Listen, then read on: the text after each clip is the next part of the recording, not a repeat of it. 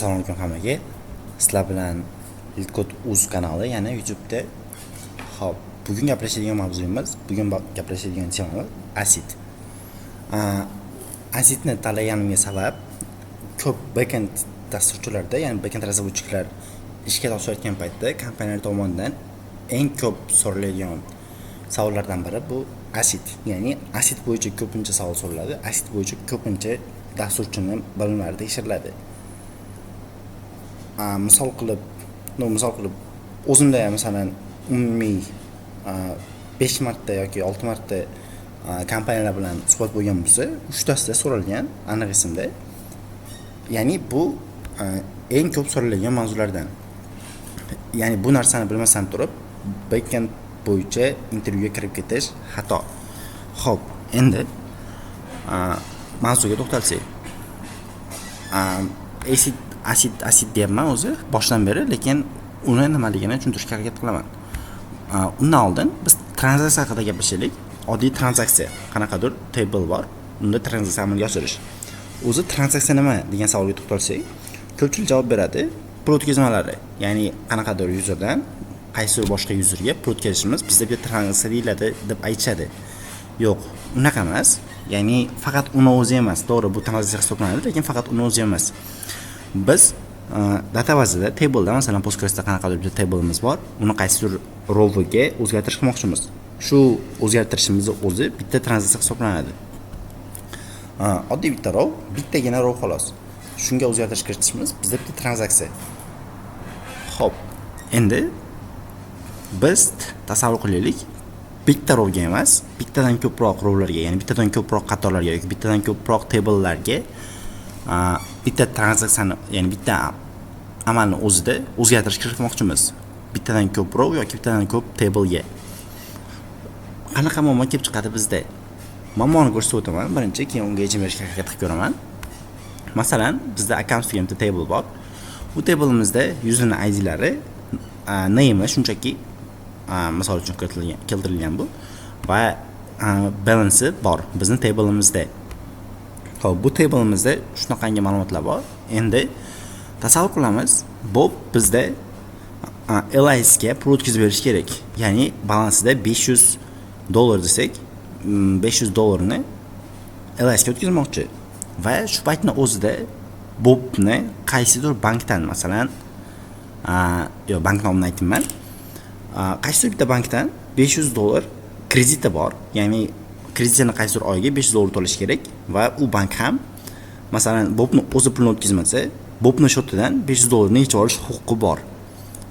Endi bitta vaqtning o'zida, bitta momentning o'zida Bob LIS ga pulni o'tkazmoqchi, $500 ni hammasini o'tkazib olmoqchi va bankning o'zi ham Bobdan $500 ni yechib olmoqchi. Shu paytning o'zida bizda qanaqa muammo kelib chiqadi? Bobni klienti shuni keladi tablega va Bobni balansini tekshiradi. $500 yechib olish maqsadida balansini tekshiradi. $500 bizda bormi yo'qmi? Ha, $500 bor. Demak, uni LIS ga o'tkazsa bo'ladi. Va shu momentning o'zida bankni ham klient keladi. Bobdan $500 yechib olish maqsadida tekshiradi. Bobda $500 bormi? Ha, Bobda $500 bor va biz uni yechib olsak bo'ladi. Shu paytning o'zida ikkalasi bitta paytning o'zida pulni yechib olishga harakat qiladi. Ikkalasi ham ko'rilgan balans bu 500, ikkalasi ham yangilamoqchi bo'lgan balans bu 0. Ikkalasi ham bitta paytning o'zida 500 ni yechib olib, Bobni balansini 0 qilib qo'yadi.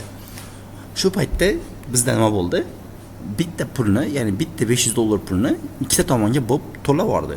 Bizda Bob o'zidan o'zi foydada chiqib ketyapti. Ya'ni bu bizda muammo. Yo'q joydan bitta ma'lumotni ikkita joyga ulashish xuddaki. Bu dirty read deyiladi, ya'ni isqirt ma'lumot. Xo'p. Bu bizda haqiqiy muammo, ya'ni aytayotganim o'sha bitta pulni ikkita joyga o'tkazib olish. Cho'zib olamizga. Xo'p, bu bizda muammo. Mana shunaqangi muammolarni yechish uchun bizda asid bor. Asiddan foydalanib shunaqangi muammolarni yechsa bo'ladi. Endi asidni o'zi nima? Asidni o'zi shu harflar bo'yicha kengaytmalari bu atomicity, consistency, isolation, durability. Shu to'rtta tamoyili, ya'ni tushunchasi bor. Atomicity haqida gaplashsak. Xo'p, Kellar bankni unutib turamiz. Bank bizdan pul yechmoqchi emas, ya'ni bobdan pul yechmoqchi emas. Shunchaki bobni o'zi $500 LIS ga o'tkazmoqchi. Shu paytning o'zida nima bo'ladi?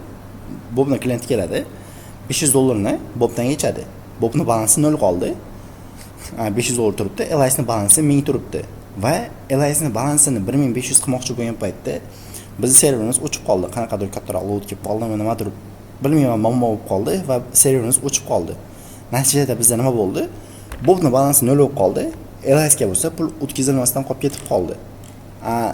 Nima bo'ladi? Haligi 500 уже in memory xullas dastur davomida u 500 turgan bo'ldi, lekin server o'chib yongandan keyin u 500 yo'q ketib qoldi. Ya'ni transaksiyamiz kelgan joydan davom etib ketmaydi bizda. Shu paytning o'zida biz $500 ni yo'qotib qo'ydik. Bobni $500 puli shunchaki osmonga uchib ketib qoldi. Bu bobni muammosi emas, bu bankning muammosi. Shu muammoni yechishda biz Atomic'dan foydalansak bo'ladi. Atomic bizda nima? Atomic'da o'z umuman tranzaksiyada ya'ni ikkita tushuncha bor. Xo'p, harakat qilaman. Bu commit va rollback. Ikkita amal bor, ya'ni buyruq deylik. Ikkita buyruq bor. Xo'p, buyruqlarimiz commit. Commit nima? Bu commit degani o'zgarishlarni saqlash. Rollback bo'lsa o'zgarishlarni qaytarish.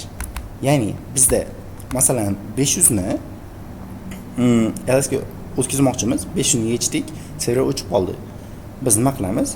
Biz shunchaki o'zgarishlarni saqlaymiz, o'zgarishlarni commit qilmaymiz. U o'zidan o'zi rollback bo'lib ketib qoladi. Ya'ni o'zgarishlarni saqlamadik degani bizning transaksiya mobaynda o'zi davomida nima bo'ladi? Biz bobdan $500 yechgan paytimiz haqiqiy tabledan, haqiqiy account tabledan 500 yechilmaydi. Shunchaki 0 qilish kutib turiladi. Qachongacha kutib turiladi? U commit bo'lguncha. Biz commitni qachon qilamiz? Commitni LIS ning balansini ham, ya'ni tranzaksiyamizni oxirgi etapini bajarganimizdan keyin uni commit qilamiz. Ya'ni saqlashga buyruq beramiz. LIS ning balansini 1500 qilamiz, bobniki 0 bo'ldi. Shundan keyin commit qilamiz. Commit bo'lganimizdan keyin bizning ma'lumotlarimiz saqlanadi. Ya'ni LIS niki 1500 bo'ladi, bobniki 0 bo'ladi. Va tranzaksiyamiz hech qanaqangi xavflarsiz, qanaqadir muammolarsiz amalga oshiriladi Atomic tufayli. Xo'p. Bu bizda Atomic edi. Endi bizda consistency. Consistency nima? Consistency bu xuddaki shart berish. Shart berish. Xo'p. Masalan, Bob LIS ga $600 o'tkazmoqchi. $600 o'tkazish maqsadida tranzaksiyani boshlaydi. Tranzaksiyada Bobning balansidan $500 ni yechadi, $600 ni yechadi. Bobning balansi -$10 bo'lib qoldi. Bizda bu narsa xato. Ya'ni user bizdan qarz olishi mumkin emas, biz bankimizdan qarz olishi mumkin emas. Yaqinda o'zi qaysi bankda chiqdi shunaqa muammo, TBC'dami, LinkedInda ko'rgandim. Balansi minusga kirib ketayotgan odam post qo'ydi. Shunaqangi bilmayman bu narsa qanday bajarildi, qanday e'tibordan chetda qoldi. Biz consistency orqali table'ga shart beramiz, qaysi ustuniga, masalan balance ustunimiz bizda 0 dan kichkina bo'lishi mumkin emas, ya'ni 0 dan katta bo'lishi shart yoki -1 dan katta bo'lishi shart degan shart bersak, u 0 dan boshlab undan tepadagi ma'lumotlarni saqlash mumkin xolos. Qachonki Bob $600 ni yechgan paytda -10 bo'ldimi, haliga $600 ni LIS ga o'tkazib o'tirmaydi. Shunchaki tranzaksiyani fail qiladi. Tranzaksiyada fail bo'lgandan keyin Bobning balansidan pul yechilmaydi, LIS ning balansiga ham hech qanday pul o'tmaydi. Consistency tufayli bizda tranzaksiyamiz fail bo'ladi. Shu narsa bizda consistency, ya'ni qanaqadir bitta ustunga qanaqadir shart berishimiz, u shartga to'g'ri kelmagan paytda tranzaksiyamizda masalan 10 ta amal bajaraylik, masalan Bobdan LIS ga o'tkazib qanaqadir history yaratib bir nimalar qilamiz, hech qaysi biri bo'lmaydi ularning. Shunchaki fail bo'ladi, shu joyning o'zida to'xtaydi. Chunki bizda birinchi shartning o'zi to'g'ri kelmadi. Xo'p. Endi isolation.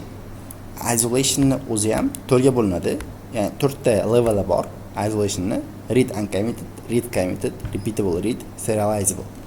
Bu narsalarga to'xtalib o'tishdan oldin pastda example'larim bor. Bu uchun alohida, lekin kellar durability haqida birinchi gaplashib olaylik. Durability bizda nima? Durability bu bizda commit bo'lgandan keyingi bo'lgan voqea. Ya'ni aytib o'tdim, Bobdan 500 dollarni yechgan paytimiz haqiqiy table'da Bobni qiymati, ya'ni balansi hali ham 500 gacha turadi. Tranzaksiya davomida biz bu narsani izolyatsiya qilganimizda hali commit bo'lmagan value shunchaki 500 gacha turadi. U 0 bo'lishiga buyruqni kutib turadi. U buyruq qachon bajariladi? Commit bo'lganda. Bizning table'imiz 500 gacha turibdi, LIS ning balansi 1000 gacha turibdi. LIS ga 500 ni o'tkazamiz, balansni yangilaymiz. LIS ning balansi 1500 bo'lishi kerak, Bobning balansi 0 bo'lishi kerak. Commit bosganimizdan keyin, ya'ni bosganimiz emas, commit buyrug'ini yuborganimizdan keyin ma'lumotimiz bizning ma'lumotimiz durable bo'ladi, ya'ni mustahkam bo'ladi. U masalan server o'chib qolgan taqdirda ham bizda ma'lumot yo'qolmaydi. Ya'ni o'sha ma'lumot shunaqangi muhrlanadi, yoziladi, butunlay saqlanadi xullas. Ma'lumot shunchaki saqlanib qoladi, yo'qolib ketmaydi hech qanaqa. Chunki u commit bo'lib bo'ldi. Commit bo'lgandan keyin biz ma'lumotimiz durable ma'lumotga aylanadi, ya'ni mustahkam ma'lumotga. Shu narsa bizda durability. Bu eng oson tushuncha ACID ning ichida menimcha, balkim bilmayman qanaqa. Xo'p. Endi isolation kelsak. Isolation. Yana bitta narsani aytib o'taman. O'sha men 6 ta intervyuda bo'lgan bo'lsam, 3 tasida ACID so'ralgan bo'lsa, eng ko'p so'ralgan narsa bu isolation. Hattoki bittasida shunchaki ACIDni bilasanmi degan, ha desam, isolationni gapir degan. U atomicity, consistency, durability'ni so'rab o'tirishmagan. Isolationni gapir deyishgan, isolation bo'yicha savol berishgan. Xo'p. Isolation bizda 4 ta levelga bo'linadi. Read uncommitted, read committed, repeatable read, serializable. Xo'p, read uncommitted nima? Read uncommitted bu men birinchi ko'rsatgan o'sha muammoyim. Ya'ni ikkita klient bitta paytning o'zida commit bo'lmagan valueni o'qishi. Ya'ni Bobdan 500 ni yechamiz, lekin u hali commit bo'lmagan ma'lumot bo'lgani uchun nargi bank ham, ya'ni o'sha 500 dollarni yechib olmoqchi bo'lgan Bobning krediti bor bank ham 500 ni ko'rib turadi. Hali commit bo'lmagani uchun u 500 gacha turib turadi. Shu paytning o'zida ikkalasi ham 500 ni yechib oladi va yo'q-joydan Bob qandaydir 1000 dollar pul o'tkazib yuborgan bo'ladi, 500 dollar balansida bo'lsa ham va hattoki minusga kirmaydi ham balansi 0 gacha qoladi. Mana shu narsa bizda muammo, ya'ni bu read uncommitted bo'ladi. Hech qanaqangi isolation levellar, ya'ni izolyatsiya qilinmagan tranzaksiyada shunaqangi muammo bo'ladi. Read uncommitted bizda, ya'ni isqirt ma'lumot, dirty read deyiladi bu. Bu kam o'zi umuman deyapman. Ya'ni bizda ma'lumot u darajada muhim bo'lmagan joylarda read uncommitted ishlatiladi, ya'ni hech qanaqangi izolyatsiya ishlatilmaydi. Bu ya'ni bizda ma'lumot muhim bo'lgan paytda ishlatilmaydigan level, umuman ishlatilmaydi. Endi muammoni yechishga harakat qilib ko'raylik. Muammo hali ham turibdi, ya'ni bank bizdan 500 yechib olmoqchi, Bob bo'lsa 500 ni LIS ga o'tkazib yubormoqchi. Biz bu muammoni yechish uchun read committed leveldan foydalansak bo'ladi. Read committed nima? Bizda ikkala klient ham, qanaqa klient bo'lsa ham, qanaqa klient bo'lishidan qat'iy nazar, LIS nikimi, Bobnikimi yoki banknikimi, faqat commit bo'lgan valueni o'qishi. Xo'p. Biz nima qilsak bo'ladi muammoni yechish uchun? Biz yana bitta ustun qo'shsak bo'ladi. Ya'ni version degan ustun qo'shamiz. Bu versiyalarimiz qachonki, masalan, ikkinchi qatormi, mana ikkinchi ID'dagi qatormi, mana shu qatorda qanaqangi tranzaksiya bo'lsa, versiya bittadan ortib boradi. Bu tabledan ko'rib aytishimiz mumkinki, masalan, LIS 17 marta tranzaksiya amalga oshirgan shu paytgacha, shuning uchun versiyasi 0 dan 17 gacha ko'tarilgan. Bob bo'lsa 34 marta ya'ni tranzaksiya amalga oshirgan. Har safar tranzaksiya amalga oshirilganda uni versiyasi bittadan ortib 34 gacha borgan. Endi shu holatida Bob bizdagi o'zidagi 500 dollarni LIS ga tutmoqchi. Nima bo'ladi? Bob 500 dollarni yechadi, o'zidan 0 qiladi va uni versiyasi 35 ga o'zgaradi.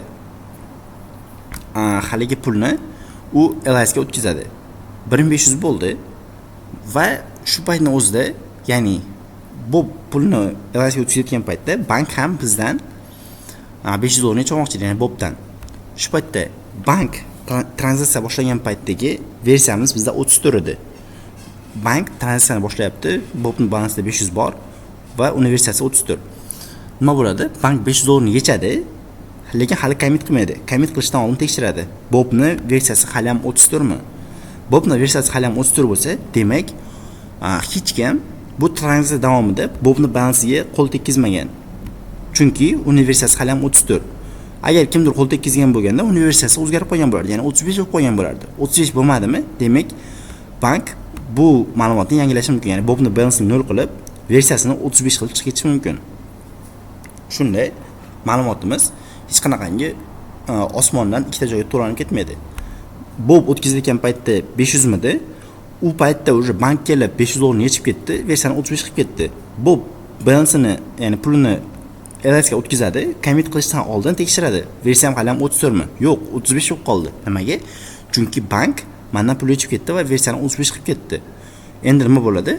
Tranzaksiya fail bo'ladi, ya'ni Bobni tranzaksiyasi fail bo'ladi, chunki pulni bank yechib bo'ldi. Lekin biz bilmaymiz, balansimizga bizga pul qo'shildimi, pul yechildimi. Shuning uchun retry logika yozishimiz mumkin. Retry qiladigan. Ya'ni odatda 3 marta retry qilinadi. Tranzaksiya boshlanadi. Qaytib kelsa, уже balansimiz 0. 0 bo'lgandan keyin biz hech qanaqangi 500 dollarni LSga o'tkaza olmaymiz. Chunki uni bank yechib bo'lgan.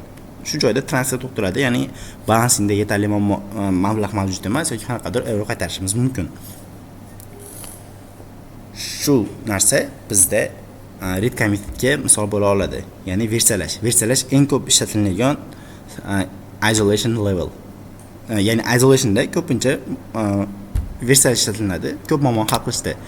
Yana qanaqangi muammo bo'lishi mumkin? Masalan, deylik, YouTube'da sizlar mana shu videoga like bosyapsizlar. Like bosishlardan oldin masalan likelar soni 34 ta bo'lsa, siz bosyapsiz, 34 turibdi. Like bosganingizda 35 ta bo'lishi kerak, lekin siz bilan bitta paytning o'zida boshqa yuzlar ham like bosdi. Ikkalalarini ham 34 ni 35 qilishga buyruq berasizlar. Bu paytning o'zida kimdir like shunchaki osmonga uchib ketadi. Ya'ni ikkala tomondan ham 35 bo'ladi, lekin aslida 36 bo'lishi kerak edi. Nima bo'ladi?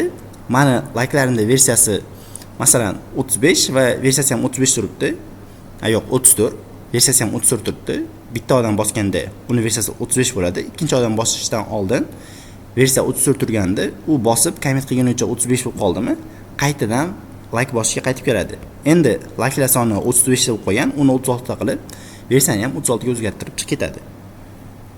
Shunaqa qilib konfliktni yechsak bo'ladi. Bu narsani balkim sizga ko'rsatishim kerak edi. Xo'p, sizga ko'rsatishga harakat qilib ko'raman. Undan oldin repeatable read haqida gaplashib olamiz. Xo'p, repeatable read bizda isolation'ni 3-leveli. Repeatable read, xo'p, nimaligini tushuntirishdan oldin bunga ham bitta misol ko'rsataman. Ya'ni bitta example bilan tushuntirishga harakat qilaman. Tasavvur qilamiz, bizda bitta products degan table bor. Products degan tableimiz ichida 9 ta ma'lumot bor. Ya'ni 9 ta product bor. Endi front-end klienti bizga get request jo'natdi. Ya'ni qanaqadir paginationda masalan birinchi page 10 ta ma'lumotni olib kelib beryapti. Bizda 9 ta ma'lumot bor xolos. Biz nima qilamiz? 9 ta ma'lumotni qanaqadir bitta listga saqlaymiz. Uni front-endga jo'natib yuborish uchun. Keyin endi bizga qaytarib olishimiz kerak bo'lgan narsa total count. Total countni ham qaytarishimiz kerak. Biz 9 ta ma'lumotni listga saqladik va total countni saqlamoqchimiz. Endi total countni olmoqchimiz. Total countni olmoqchi bo'lgunimizcha yana ikkita joydan, ya'ni qanaqadir boshqa joydan ikkita ma'lumot qo'shib qo'yishdi biz table'imizga. Table'imizda elementlar soni endi 11 ta bo'lib qoldi, lekin biz 9 ta ma'lumotni listga saqlab olganmiz. Total countni masalan 11 ta saqlab oldik, lekin 9 ta element bilan listni jo'natib qo'yamiz. Front-endchiga qanaqa muammo bo'ladi? U ikkita page yaratadi, chunki page'imizda 10 ta element bo'lishi kerak, front-end bo'yicha 10 ta va yana bitta element ortib qolyapti. U ikkinchi pagega tushishi kerak. Lekin birinchi pagening o'zida 9 ta element bor va ikkinchi page bizda bor. Ikkinchi pagega o'tsak, hech qanaqangi ma'lumot yo'q. Shunchaki tupizmga o'xshab qoladi bu. Ya'ni hech qanaqangi ma'lumot yo'q bo'lsa ham page ochish. Bu bizda konflikt, ya'ni yana bitta muammo. Bu muammoni hal qilish uchun biz endi repeatable read levelni ishlatsak bo'ladi. Repeatable readda nima bo'ladi? Tranzaksiya boshidan oxirigacha tableni qanday bo'lsa shundaygacha saqlaverib turadi repeatable read. Ya'ni masalan 9 tani listga saqladik, kimdir ikkita qo'shib qo'ydi, lekin bizga farqi yo'q. Biz repeatable read ishlatganmiz, shuning uchun bizning ma'lumotimiz hali ham 9 taligacha ko'rinib turadi bizga, faqat biz uchun. Faqat bizning tranzaksiyamiz davomida 9 ta ko'rinib turadi. Total count ham 9 ta bo'ladi. Keyin uni frontendga jo'natib olamiz. Frontend uni chiroyli qilib 9 ta ma'lumot va bitta pejga joylab beradi. Undan keyin masalan keyin yana read get request jo'natganda 11 ta ma'lumot ikkita pej bo'lib ma'lumot tozaligicha yetib boradi yuzerga. Hech qanaqangi muammolarsiz. Shunaqa qilib biz shu konfliktni yechsak bo'ladi repeatable read level orqali. Endi bizda eng strogi, qanaqadir bir eng kuchli bitta isolation levelimiz bor, bu serializable. Serializable nima? Bizda versiya ishlatmaslik yo'li. Versiya ishlatmasdan ham, ya'ni shu table'ni o'zida biz konfliktni yechsak bo'ladi. Ya'ni Bob 500 ni LS ga o'tkazmoqchi va bank bizdan 500 ni yechib olmoqchi. Serializable ishlatsak nima bo'ladi? Bob 500 ni o'tkazayotgan paytda boshqa hech qaysi klient ikkinchi qatorga o'zgartirishga kirita olmaydi. Ya'ni kutadi. Bob tranzaksiyasini commit qilmaguncha. Commit qilingandan keyin ikkinchi klient o'zining tranzaksiyasini boshlaydi. Endi bank boshlaydi, qarasa Bobning balansi 0 qolibdi, chunki bu yaramas pulini LS ga o'tkazib qo'ygan. Shunaqa qilib bu konfliktni yechsa bo'ladi. Lekin serializable ishlatilishga ko'pincha maslahat berilmaydi, qachonki bizda load baland bo'lganda. Load ya'ni qanday tushuntirsa bo'ladi? Load tarjimasi ko'p ishlatilgan. Xo'p, tushuntirishga qilaman. Ko'p request qabul qiladigan paytda, masalan deylik, bitta paytning o'zida 10 ta klient Bobni balansiga ta'sir o'tkazmoqchi. 10 tasi kutadi, quyida. Qaysi biri masalan birinchi bo'lib Bobni o'zi 500 ni o'tkazadi, keyin bank boshlaydi, bank tugatadi, keyin 3-klient, 4-klient, 5-chi, 6-chi, 7-chi, 8-chi, 9-chi, 10-chi. Bu joyda muammo nima? Kutib qolish. 10 ta klient kelsa, 10 alasi ham kutib qoladi. Bu ya'ni eng ishonchli, to'g'ri, serializable bizda eng ishonchli level hisoblanadi, lekin shu bilan birga eng sekin, eng sourcedan ko'p ketkazadigan level hisoblanadi. Ishlatilgan holatlari bizda ma'lumot o'ta ham muhim, ya'ni juda ham muhim va uni yetkazib berilishi hamma tomonidan xullas qanday kafolatlanish 100% kerak bo'lgan paytda serializable ishlatiladi. Qolgan paytda versiya bilan hal qilsa bo'ladi, ya'ni 2-3 marta qayta urinib ko'rib, bu muammoni hal qilsa bo'ladi. Asid bo'yicha menimcha hammasi shu.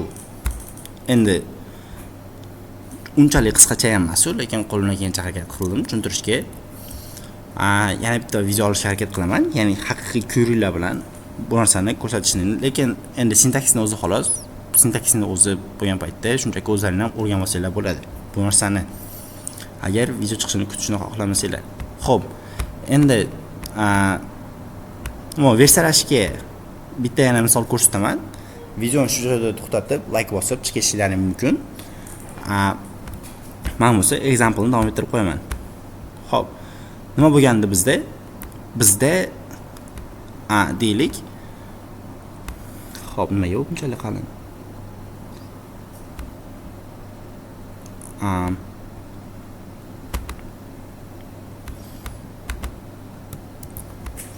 Versiyamiz 34 Bob uchun.